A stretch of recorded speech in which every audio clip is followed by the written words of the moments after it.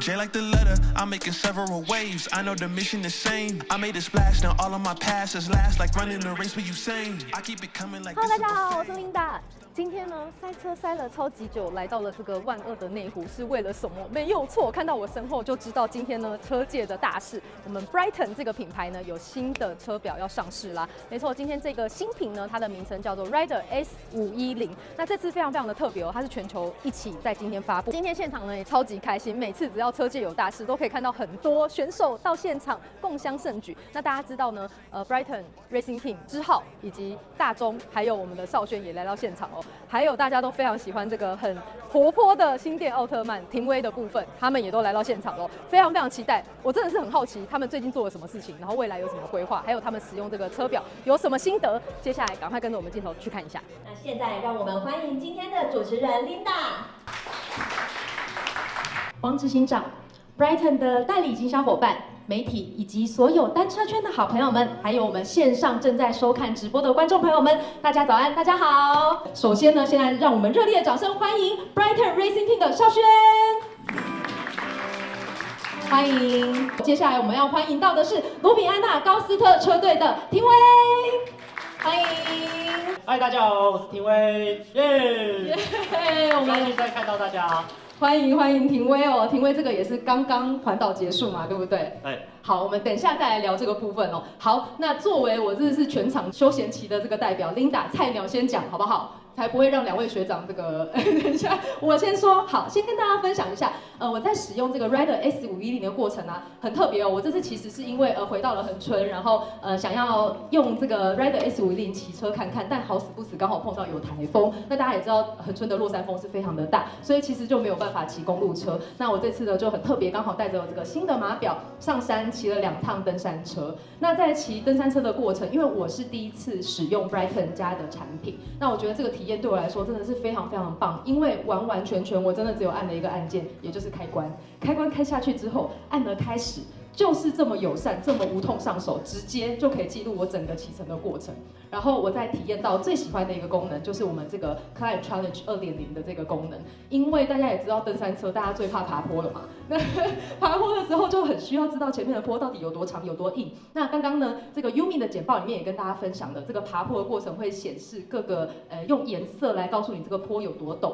那你这个坡到坡顶还有多长？爬坡结束之后，它也会告诉你说你爬坡完成了。那我自己有一个很特殊的体验，虽然我们这个功能叫Climb Challenge 2.0，但是 Linda 有感受到的是，登山车因为下坡的时候，其实有时候很正，也会身体很累。但是它在爬坡完成了之后，在这个页面上还会持续告诉你你前面面对的下坡大概是怎么样的状况，所以对我的帮助就很大。因为我是小菜鸟，我没有办法撑太久，所以我就知道，我需要怎么样分配我的体力，要不要怎么样休息。那大家听完菜鸟的分享呢，我们也想听听两位选手针对这个 Climb Challenge 2.0，我们先请少轩跟大家聊聊看，你在使用的过程，你有没有什么想特别跟大家分享的？其实蛮荣幸，就是可以从就是产品开发到现在都参与测试，就是包含前期测试的时候，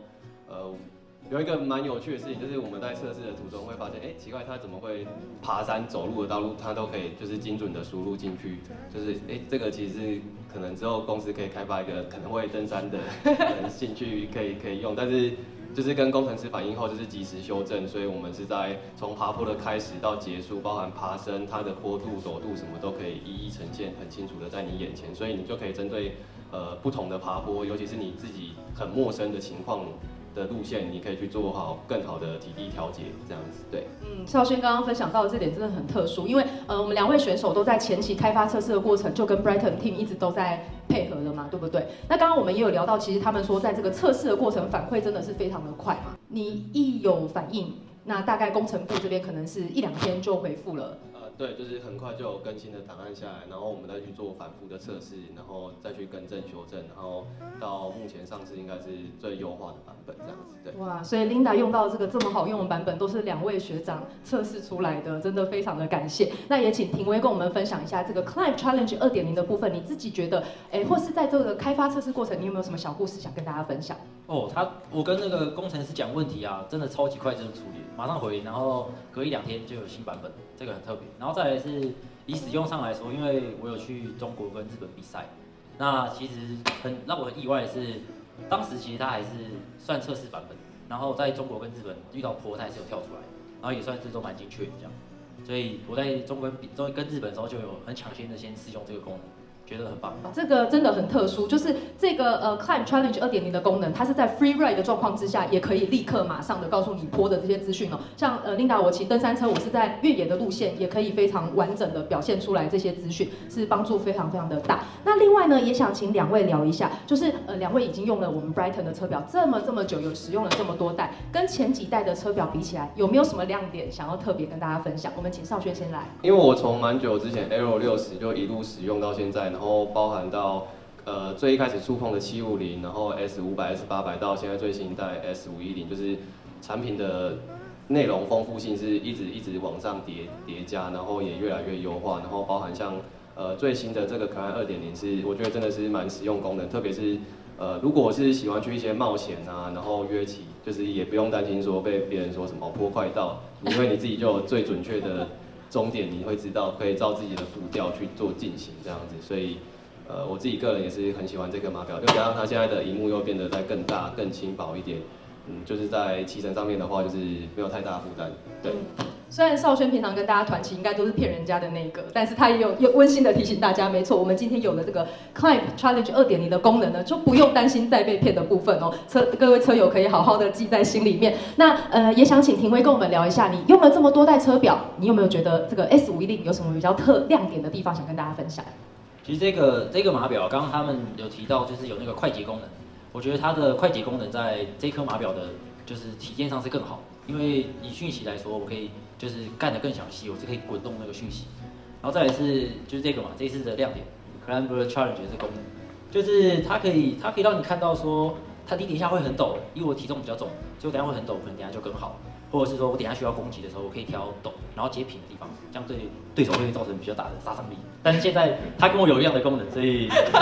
那个比赛我还是要好好加油。对，大家回到一样的起跑点了。对，另外还有这个原路折返的部分，在你们训练上面是不是很适合运用这个部分？因为我上次去斯洛文尼亚的时候是自己去嘛，然后没有其他跟我一起讲中文的。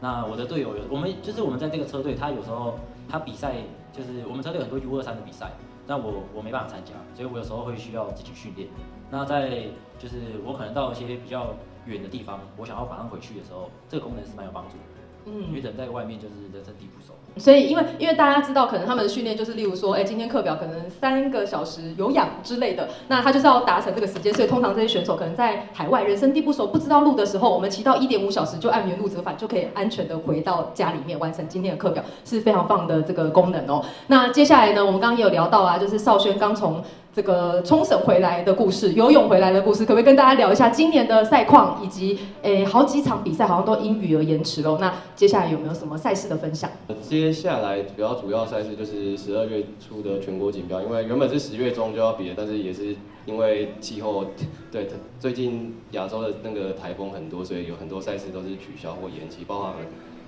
车队上周在中国太原也是因为天气恶劣的关系，所以有做一些更改，然后这次的冲绳也是因为连日的暴雨造成就是道路受损，所以也是有做一些修正取消这样子，对，所以车队目前的目标会是12月中的全国锦标，还有这一周的话还会去那个中国北京参赛这样子，对，所以期待队员们呢可以用这个新的功能。就是在赛场上有更好的发挥跟表现，因为中国也算是比较陌生的路线，也是没有去过的地方，所以有这项功能对于选手们是相当大的一个帮助，这样子。对，谢谢少轩。那也请我们庭威跟大家分享一下，你最近好像刚环岛回来，对不对？好像自己调整了一阵子，可不可以跟大家分享你的近况？这样最新点，就是其实最近啊，就是从那个中国啊、日本，然后这样，因为转场很麻烦，然后你又没办法训练，然后就是很焦虑，然后加上全国锦标才会延期。所以其实我前阵子是有调整一下自己的心理，然后最近有开始回来练车这样子。那接下来就是最后一场比赛，全国锦标赛，比完因为我已经休息过，所以比完我会继续训练，然后准备明年在欧洲的赛季。好，今天记者会呢圆满的结束了，超级开心。我手上这台呢就是今天最新款的这个 Rider S510哦，我已经试了1个礼拜了，然后这个礼拜呢，回到南部应该又可以趁着好天气好好的再探索一下，因为先前呢只有试到登山车的部分，公路车倒是还没有探索。但刚听这个少轩跟廷威分享都知道，他们在实际不管是比赛或是平常的训练上面都有很棒的这些体验。那我这边就不赘述了，我自己再分享一下，我觉得它很棒的是这个触控萤幕的部分，因为大家知道，如果说它触控没有很灵敏的话，你在骑车你边那边刷，然后它一直刷不动，就很麻烦。它在车头你就要在那边一直设定什么的。那另外刚刚廷威也有提到一个，我自己也非常有感，所以再讲一次，就是它的那个快捷键，你可以很清楚的看到里面有什么讯息。就像我们边骑车的时候，常常可能有窗口或是相关合作品牌或是客户传讯息来，然后很急的，我就可以先预览说发生什么事情，有没有什么是需要我停下来赶快立即处理的。所以这个功能呢，真的是深得我心，非常非常的喜欢哦。那接下来呢，今天呢已经这个记者会结束了呢，我也非常体验呢未来可以用Rider S510继续跟着我探索，不管是台湾的所有路线，还是跟着我可以到日本骑车，到欧洲去骑车，可以探索更多很棒的这个风景哦。那谢谢大家今天的收看，如果喜欢我的影片，记得在影片下面按喜欢、订阅、叮当 Love Cycling 哦。接下来我们还会有个评测影片，大家可以期待一下哦。我们就在骑车的路上见喽，拜拜。